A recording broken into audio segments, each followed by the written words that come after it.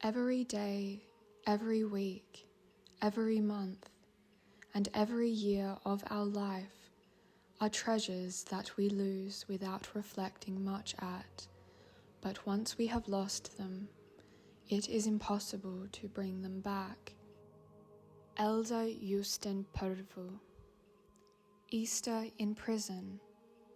A story which reveals the state of liturgical joy in this archipelago of pain is that of Holy Easter in the minds of a communist prison. An account from Elder Justin. In 1954, we celebrated Christ's resurrection in a lead mine located 800 meters underground.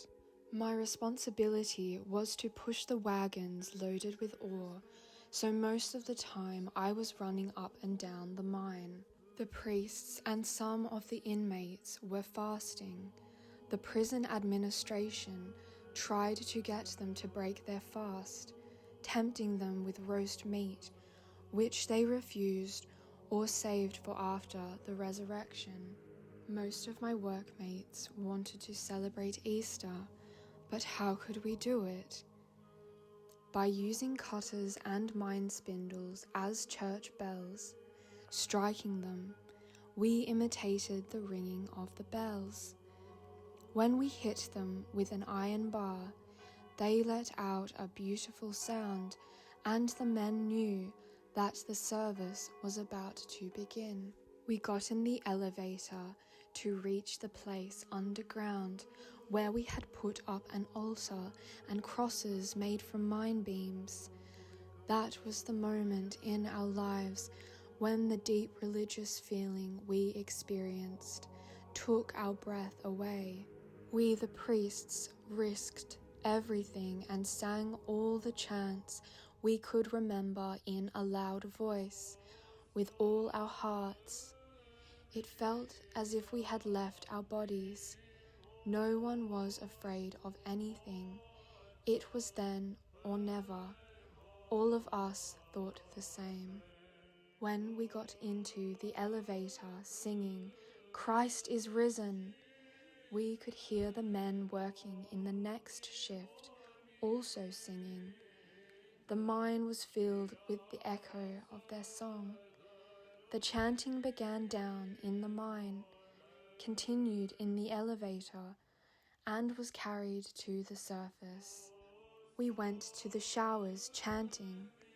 After showering, we would usually be given tea, but that time the guards locked us up in our cells for 2 days.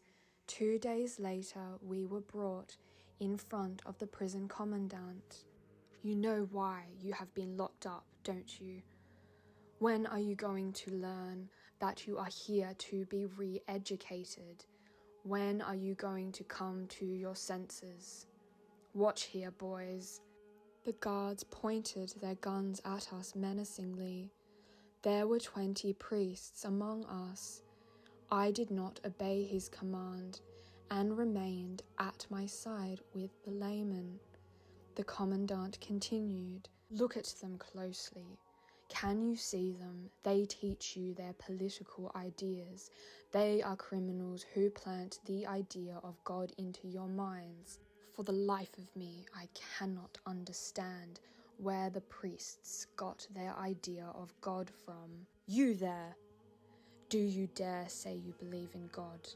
Anyone who still believes in God, move 1 step forward now." I hadn't moved when he ordered the first time because I had lacked courage, but now I had to choose. I told myself I had to confess I believed in God. I stepped forward. The commandant knew me well. "Where are you from?" he asked. After I answered, he continued, "Do you really believe God exists?" "I do." He continued, "I know there are others who believe God exists. Bring them here as well." All the other priests were brought out of their cells. The prison courtyard had many deep holes filled with water. They had run us around the courtyard for 2 hours.